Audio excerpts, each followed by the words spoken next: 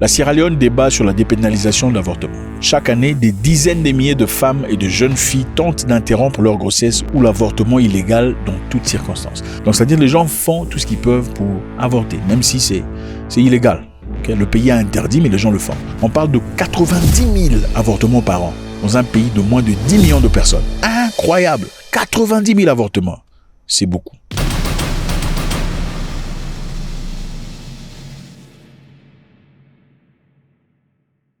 L'avortement. Que pensez-vous de l'avortement? Quand j'ai dit avortement, vous avez sauté. Avortement? Comment tu peux dire avortement? Mais vous êtes des grands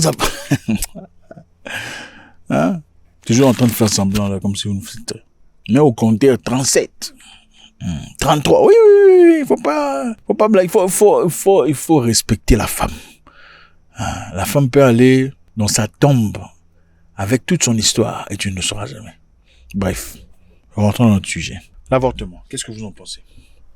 Eh bien, écoutez, au Sierra Leone, il y a un débat très intéressant de dépénalisation de l'avortement. C'est-à-dire, on veut autoriser légalement que l'avortement soit.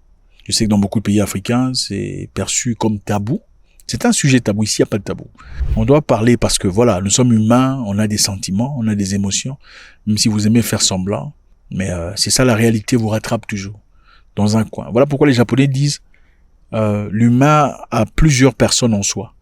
Il y a la personne que le monde connaît, donc votre version que le monde connaît, Laetitia que tout le monde connaît, ou Mohamed que tout le monde connaît. Il y a la version que les proches connaissent, n'est-ce pas? Vos amis, cette version de vous qu'on connaît, et la version que seul vous-même vous connaissez. La version que seul vous-même connaissez, c'est la version qui est dans la chambre, il n'y a personne. Quand personne n'est là, quand vous êtes toute seule. Cette version-là, personne d'autre la connaît. C'est vous qui la connaissez. Il y a parmi vous des gens qui font des trucs bizarres en chambre tout seul. Personne ne sait ça. Hein. Ça, c'est la version que vous seul connaissez. Tout seul dans la douche, ou quand vous sortez, vous allez fumer dans un coin, vous penchez derrière une voiture, on vous fait une histoire là derrière. Personne ne connaît ça, il n'y a que vous. Et beaucoup emmènent ces histoires-là dans leur tombe. Alors, il faut qu'on parle des choses qui semblent être tabous. L'avortement, vous en pensez quoi? La Sierra Leone débat sur la dépénalisation de l'avortement. Chaque année, des dizaines de milliers de femmes et de jeunes filles tentent d'interrompre leur grossesse ou l'avortement illégal dans toutes circonstances. Donc, c'est-à-dire les gens font tout ce qu'ils peuvent pour avorter, même si c'est illégal. Okay? Le pays a interdit, mais les gens le font. On parle de 90 000 avortements par an dans un pays de moins de 10 millions de personnes. Incroyable! 90 000 avortements. C'est beaucoup. On veut voter une loi qui dépénalise l'avortement au Sierra Leone. Les partisans du projet de loi affirment que les avortements à risque représentent environ 10% des décès maternels. Donc ces avortements qui se font derrière le mur, derrière le coin, tout le bazar, comptent à 10% des avortements. Écoutez, les enfants avortent ici, dehors, vous serez choqués. 20 ans avorteuses. Écoutez, calmez-vous, vous ne connaissez pas.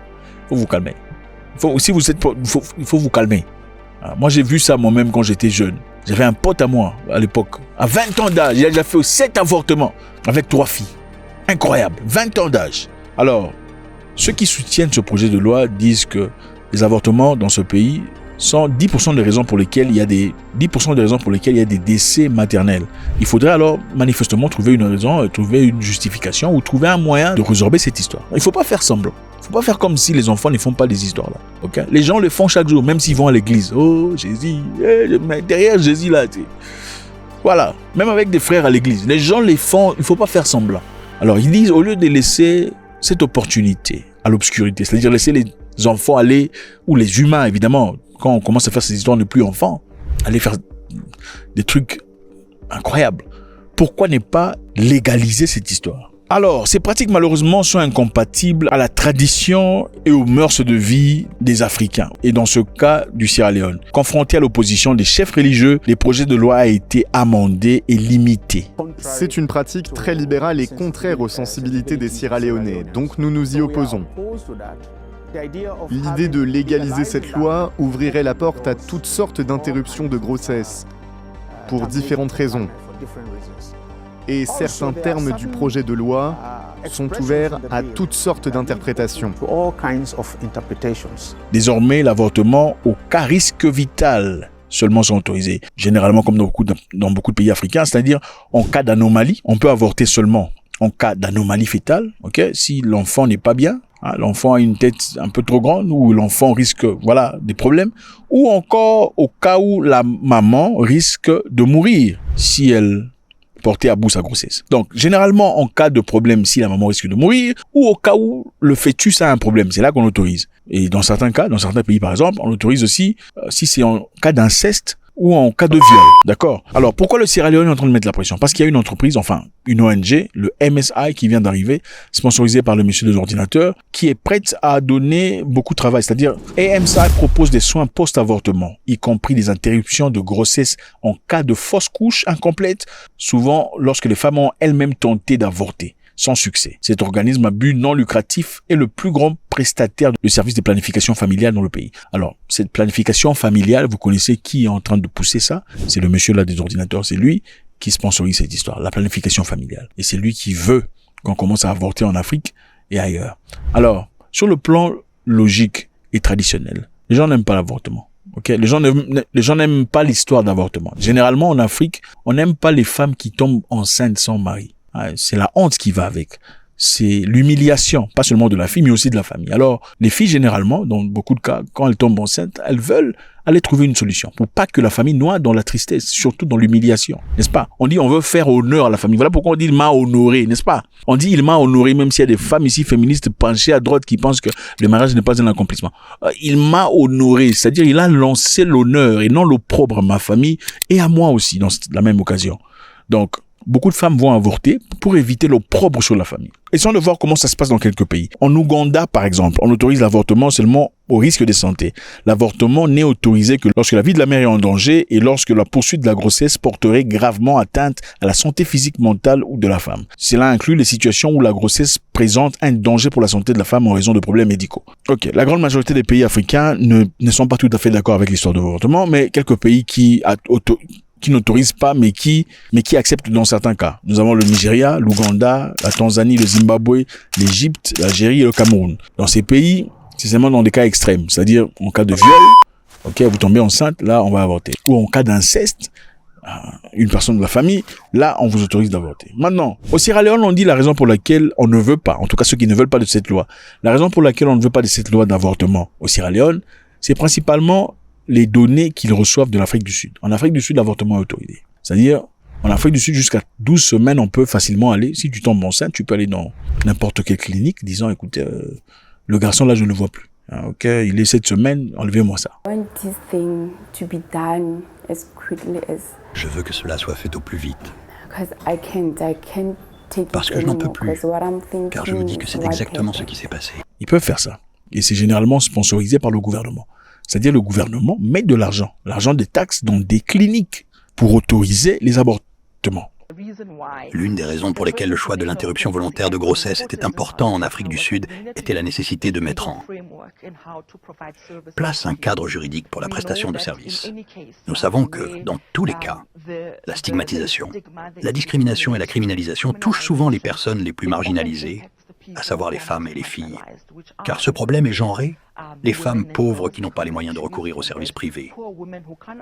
Les femmes migrantes qui n'ont pas nécessairement de justificatif de domicile ont le droit d'accéder à une clinique. C'est une femme qui veut avorter, j'ai dit avortement là, les femmes qui veulent avorter peuvent aller avorter dans le soutien du gouvernement.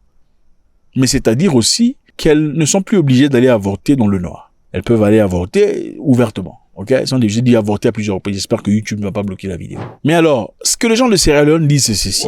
Autoriser l'avortement est un fait. Mais c'est un fait qui ne vient pas gratuitement. Parce que les conséquences sont très lourdes. Ils disent que l'avortement serait la raison pour laquelle beaucoup de pays ont un grand nombre de VIH. Pourquoi ils disent ça? Parce qu'ils pensent que, généralement, quand les gens se rencontrent, autant ils savent qu'il est important de se protéger en ce qui concerne l'intimité. Les gens, en réalité, ne se protègent pas vraiment parce qu'ils ont peur du VIH. Nombreux, en effet, se protègent pour éviter les grossesses.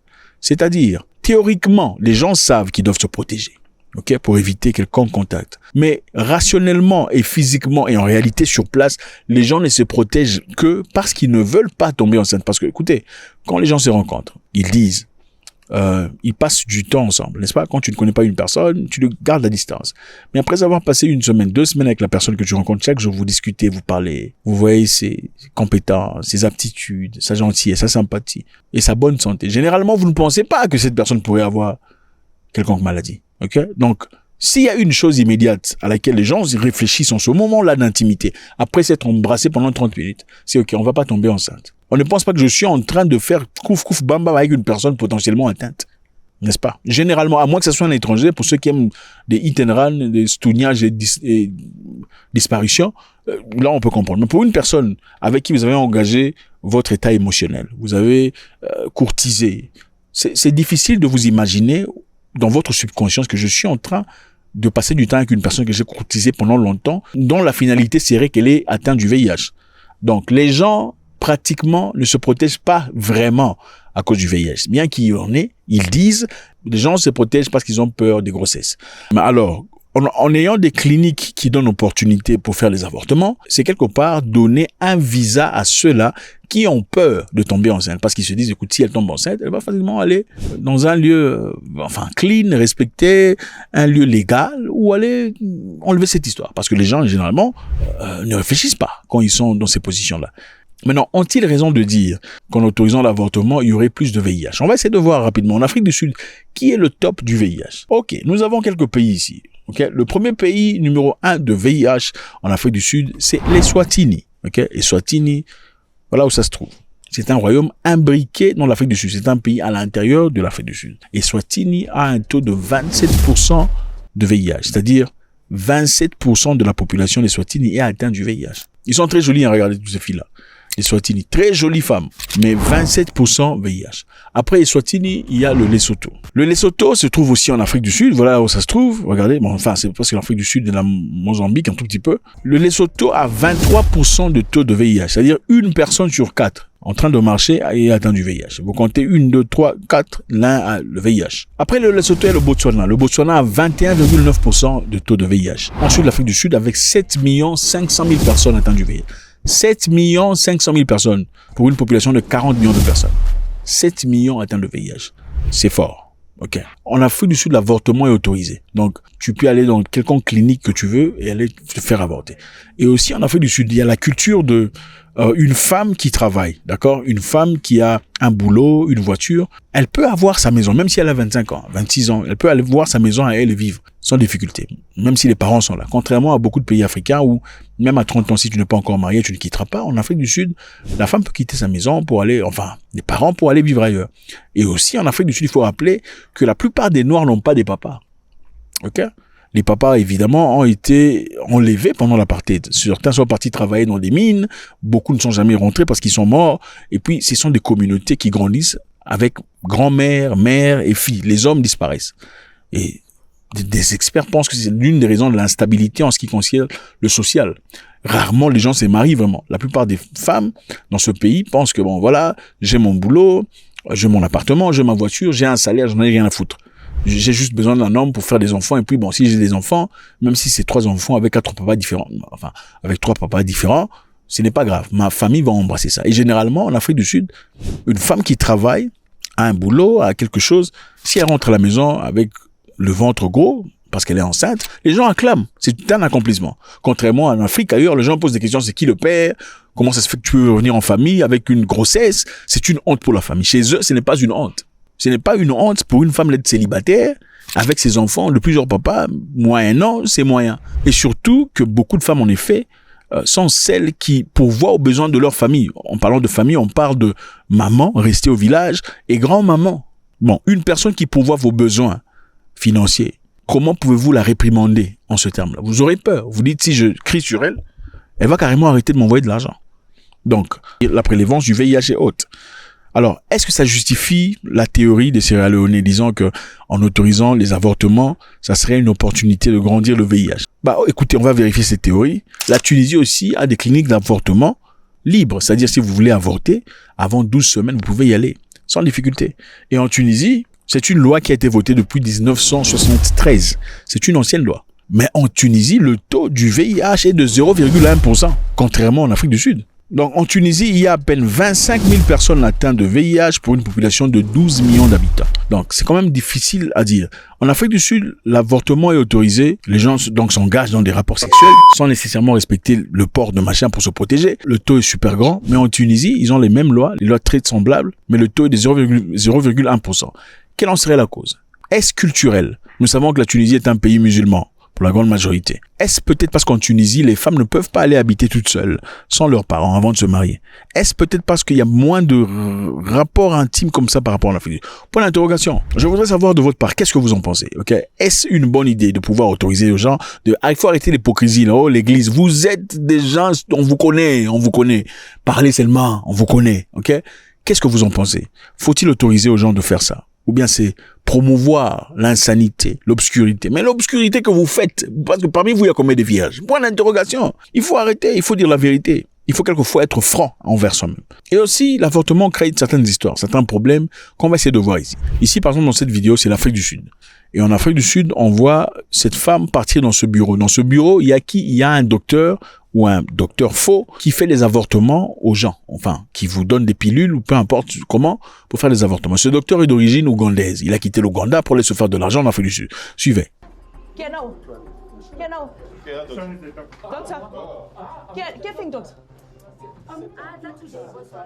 Okay, sharp. So who you operating with? So doctor you again. Okay, I can learn. O bereka le mang? Ke Dr. Olive. Okay. A teng marang ka lepa dinamba tsa. All right, o ke mang? Okay, ke Joseph. Ke etsang? So how are you guys performing abortion? Let's motho abortion mo mara doctor you. Eh? A ke gane ke ra ka gore doctor a o ka selle o sa tso rolela theletša ke re ko wena doctor eo so motho a ke re ha tlo dira abortion tshwanetse doctor mo check pele. Comme vous voyez, cette femme est accompagnée par les membres de la police. Okay, l'objectif c'est quoi? C'est cerner et arrêter ces docteurs, ces faux docteurs qui pourvoient ces services d'avortement. Bon, déjà dans un pays où l'avortement est autorisé, la question qu'on se pose, la première est celle-ci. Comment est-ce possible que les gens vont voir un docteur qui n'est pas enregistré pour faire des avortements dans un pays où l'avortement est autorisé? Qu'est-ce qui se passe? Il y a quelque chose qui cloche. En Afrique du Sud, vous verrez ces publicités par exemple. On dit avortement et un numéro de téléphone. Avortement et un numéro de téléphone. Donc, les gens qui font ces numéros de téléphone et d'avortement ne sont pas des gens enregistrés sur le plan médical. Pourquoi la police ne fournit pas d'efforts pour aller arrêter ces gens carrément, appeler ces gens et les mettre en prison? Pour l'interrogation. Donc, l'Ougandais va en Afrique du Sud et embauche des Sud-Africains pour travailler dans un bureau d'avortement. Alors, est-ce la raison pour laquelle il y a autant d'infections ou pas? Faites-moi savoir ce que vous en pensez, c'est toujours beaucoup de plaisir. God bless.